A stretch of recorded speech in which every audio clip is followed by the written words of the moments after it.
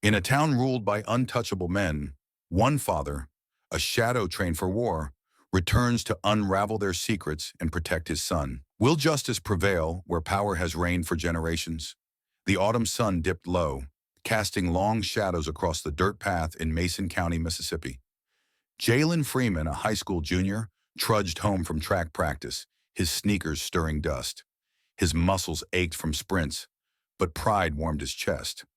Coach said he could break the county record in the 400-meter dash. He texted his mom, Letitia. Practice was great. Home in 20. Her reply buzzed back. Proud of you, baby. Dinner's waiting.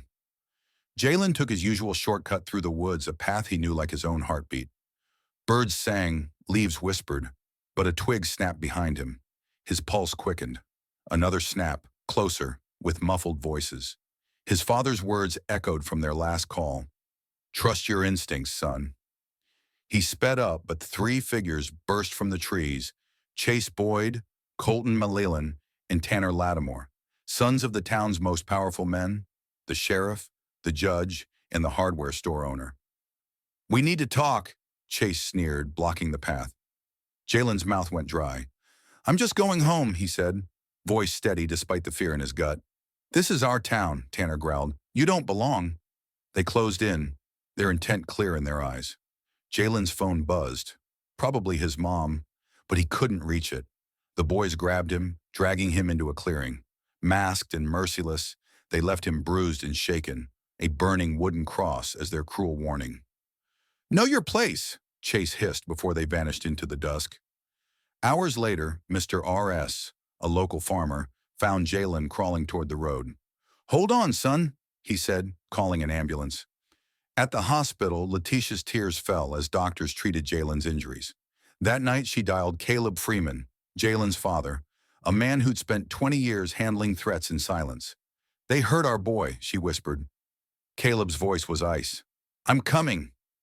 Caleb Freeman's rental car rolled into Mason County at dawn, a gray sedan as unremarkable as his plain clothes. A former Navy SEAL, he moved with quiet precision, his face a mask of calm, but his mind razor-sharp. His son had been targeted, and the enemies hid behind badges and influence. At the Lucky Star Diner, Caleb sipped coffee, blending into the morning crowd. Two older men at the next booth gossiped about the incident involving the sheriff's boy and a lesson taught. Their words revealed a town steeped in old power where justice was buried under privilege. Caleb memorized names and connections, mapping the town's weaknesses like a battlefield. In the hospital, Jalen's bruised face told a story of pain but not defeat. Tell me everything, Caleb said softly. Jalen recounted the attack, voice steady. It was Chase, Colton, and Tanner. They took pictures, laughed. Letitia fought tears. Caleb photographed Jalen's injuries and ruined backpack, each image a piece of evidence. Following the creek path, Caleb found boot prints, cigarette butts, and tire tracks, clues the sheriff would ignore. He bagged them carefully. That evening, he sat with Jalen and Letitia. Names, he said. Jalen whispered, Chase Boyd, Colton Malelan, Tanner Lattimore. Letitia flinched at the weight of those names, but Caleb's eyes stayed cold, his plan forming. Caleb confronted Sheriff Darrell Boyd first. Behind a cluttered desk, Boyd dismissed the attack as kids being kids. Caleb showed photos of Jalen's injuries. Could have happened anywhere, Boyd scoffed. Your son was there, Caleb said, his voice low. Boyd's face tightened. Watch your accusations, Freeman. Caleb left, his warning clear. This won't fade. In Judge Charles Molin's polished chambers, the response was the same. Hearsay, Mullen said, his smile patronizing. Do the right thing, Caleb urged. Mullen laughed. You're out of your depth. Caleb walked out, his silence louder than words. At Lattimore's home and hardware, Carl Lattimore gripped a hidden weapon. Get out, he snarled when Caleb named Tanner. One chance to make this right, Caleb said. Carl's laugh was bitter. Not in my town. Caleb left, but not before noting every detail of the store. That night, Caleb overheard a secret meeting in Lattimore's barn. Boyd, Millen, and Lattimore plotted to silence him, mentioning hired muscle and an isolated cabin. Hidden in the shadows, Caleb recorded every word with a small microphone. Before leaving, he placed a single 45 caliber casing on their table, a warning they couldn't ignore. Morning brought chaos. Boyd's patrol truck sat stripped to its frame in the station lot, a surgical job with no clues. Lattimore found his rifle collection dismantled, parts hanging like eerie chimes, a message in bullet casings. Next time. Malalan's desk held an envelope with photos of Colton at the attack and records of his judicial misconduct. Their computers flashed. You didn't listen. The men met in Molin's chambers, shaken. He's a ghost, Boyd said. Military training. Malalan urged caution, but Lattimore pushed back. His kid's alone after school. My boy can handle it. In the Freeman's backyard, Caleb trained Jalen. Leverage, not size, he taught, showing escapes and stances. This is about readiness, not revenge. Jalen's confidence grew with each move, his fear fading. The next day, Tanner, Chase, and Colton ambushed Jalen at home, masked and bold. But Jalen was prepared. He sidestepped Chase's swing, disarming him with a practice move. Tanner charged, but Jalen used his momentum to send him crashing into a wall. Colton hesitated, then fled with Chase.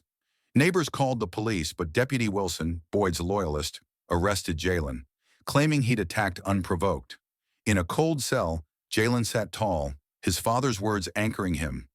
The fight ends when you're safe. He wasn't afraid anymore. At dawn, Caleb strode into the sheriff's station, his presence silencing the room. I'm here for my son, he told Wilson, who faltered. A young deputy led Caleb to Jalen's cell. You did right, Caleb said, pride in his eyes. This is their last play. Stay strong. Outside, Letitia handed the mayor a dossier, medical records, witness statements, and years of buried incidents. The mayor, sweating, made calls. By 9:15, Jalen walked free. Charges dropped. That evening, Caleb confronted Carl Lattimore in his darkened warehouse. This ends now, he said, disarming Carl with swift precision. He left him secured to a post, a scarred gun safe as a warning. On the office phone, Caleb left a message for the mayor. Release my son by morning. The aftermath was quiet but seismic. Millen took leave, Boyd requested a vacation, and Lattimore's store went up for sale. Tanner vanished from school. At May's Diner, Caleb and Jalen shared eggs in silence, a bond forged in resilience. Jalen's bruises faded, but his strength shone brighter. Weeks later, Jalen stood in the community center's gym, teaching self-defense to younger kids. You have a right to feel safe, he said, showing a steady stance. It's about knowing your worth. From the shadows, Caleb watched, a rare smile breaking his stern face.